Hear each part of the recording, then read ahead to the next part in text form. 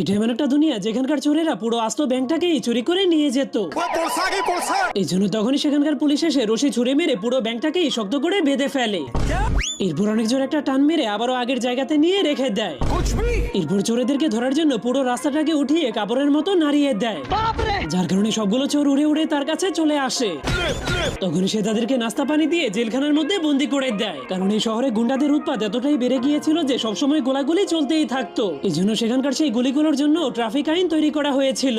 তখন এই লোকটা ছোট্ট একটা ভুলের জন্য এই লোকটাকে মেরে ফেলে। ঠিক তখনই পপাই গাধার পিঠে চড়ে সেই শহরে পুলিশ হওয়ার জন্য চলে আসে, কিন্তু এখানে গুন্ডাদের কারণে পুলিশেরা বেশি দিন বেঁচে থাকতে পারতো না। এই জন্য পুলিশের চাকরি নেওয়ার আগেই তাদের কবর খুঁড়ে রাখা হতো। কিন্তু পপাই কোনো কিছুকেই ভয় পায় না। डरने से क्या फायदा है? এরপর সোজা গিয়ে পুলিশে ভর্তি হয়ে গেলে তাকে গুন্ডাদেরকে মারার জন্য দুইটা বন্দুক দিয়ে দেওয়া হয়।